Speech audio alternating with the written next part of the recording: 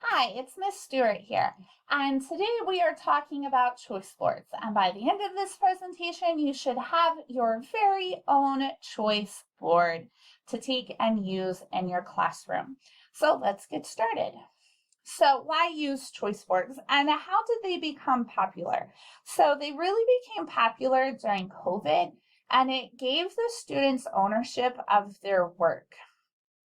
It was also used for the centers that the elementary students were used to doing, and it gave a way for the high school and middle school students to do extra work once they were done with the given work that the teacher had assigned for that day. Also, how it was used as a way to prove that the students had mastered a skill. So you can definitely do that. I teach as the teacher. I'm doing all the teaching things. And then maybe we watch a small video or maybe we do a small quiz. And then to prove that you understood the concept and that you have mastered the concept, I want you to pick a few activities to do that use the skills that I have taught. Choice boards also give you a way to differentiate the instruction and hit all those types of learning styles. One of the things that is used for choice boards is a program called Flip. It gives the students the chance to speak what they want to say instead of typing or writing it.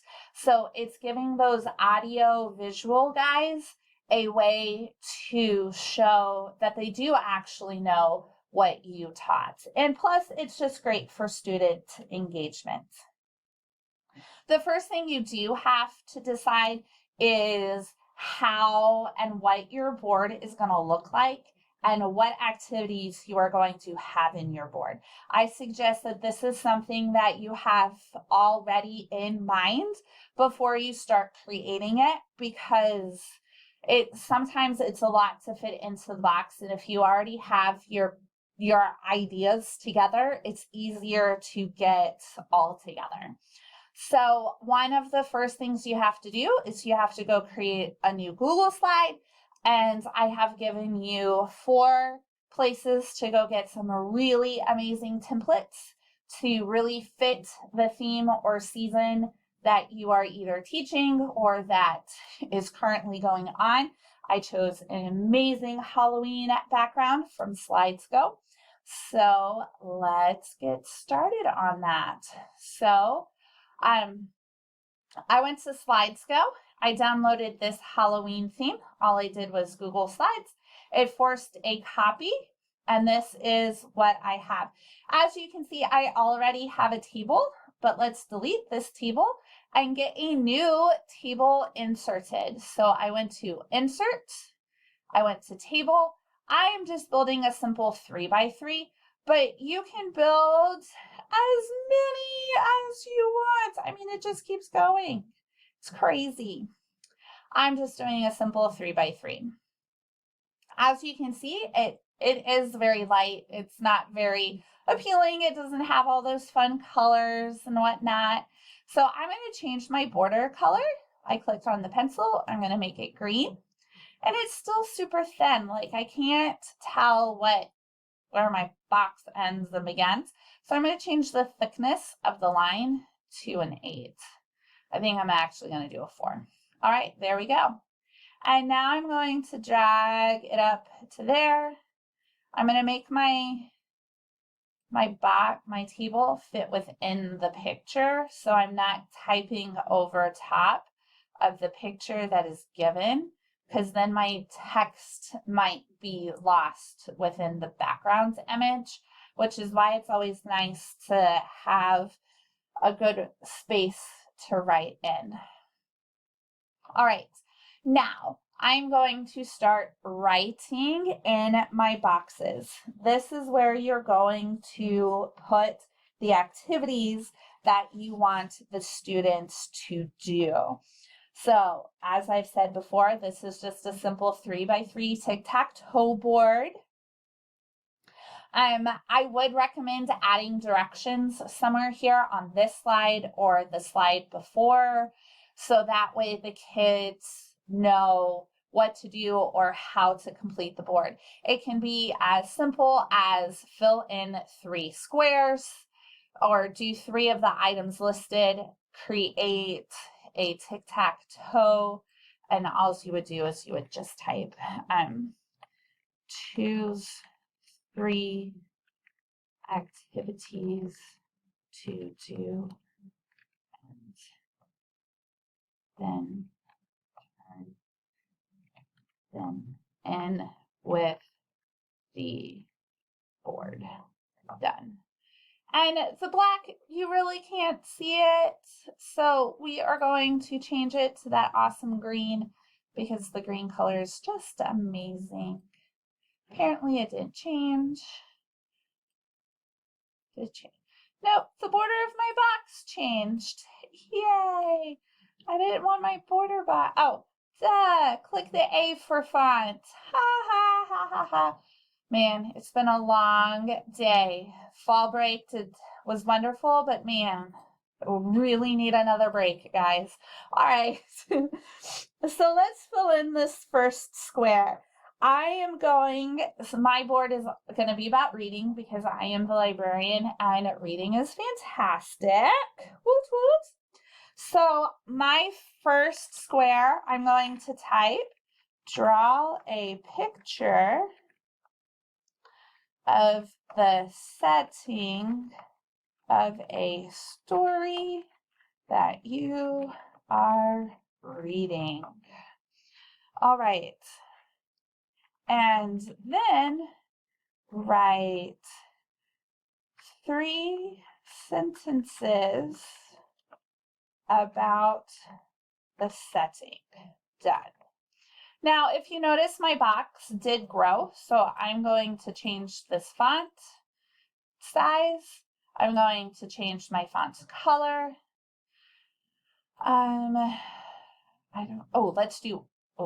Let's not do orange. You know what? I think what we're going to do is we're going to change there we go. I think I like that much better. Ta-da! I do like that. All right, so that way they can actually see the font and they know what they are going to do. Now, you can make this something they do digitally or something that they do on paper. I would try, I know it's going to be a pain, but I would have them draw the picture, take a picture of it, and then upload it to Canvas or Seesaw.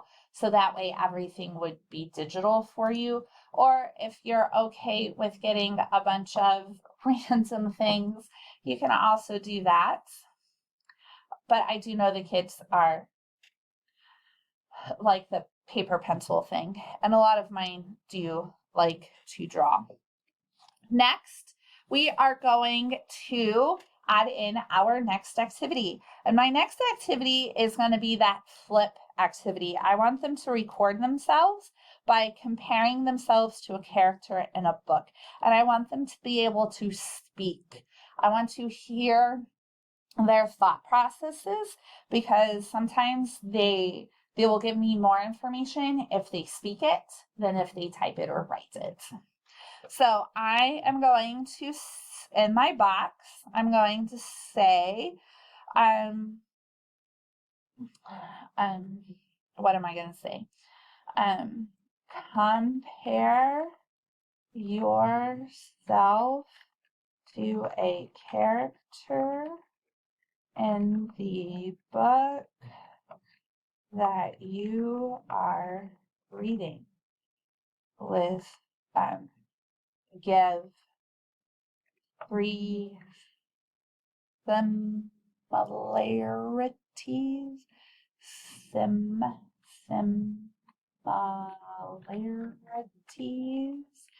and 3 differences. You've gotta love Google. Man, I don't know what I would do without Google. Spell check. Spell check is amazing. I do believe I got this down to a 10. There we go. So now I'm also going to say use Flip to record yourself. To record your answer. That works. All right, there we go. So now I'm going to have to open Flip. So I'm going to open a new tab. I'm going to go to Flip. It's still called Flipgrid, but it's actually Flip. And apparently they're not. Oh, there we go. I was like, no, you've got to work. I'm going to log in. I'm going to continue with my Google account.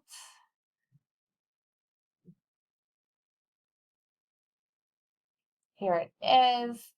I already have my choice board section activated. So I'm going to click here.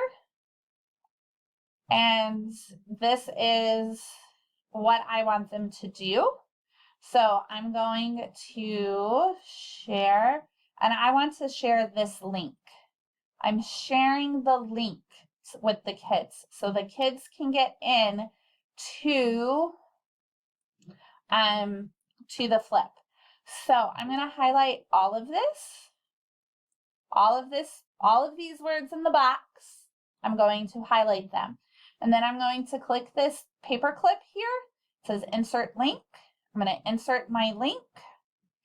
And I'm just going to paste it in right here. And then I'm going to click apply.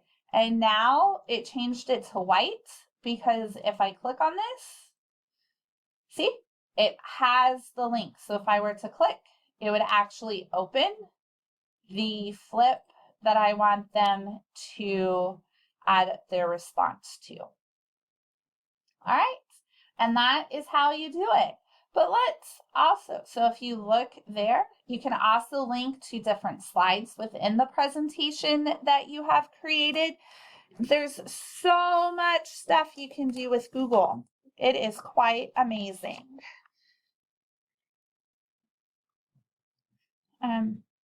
Crap. I can't remember where my ends of my notes are. I found them, don't worry, guys. All right, the next thing I want you to consider is how to assess your students. I want you to think about how you are going to assess your students. Here are some simple ways to assess them. One of the ways that gets used a lot is rubrics. So that way the students know exactly how many points they're going to get. This right here is an excellent rubric.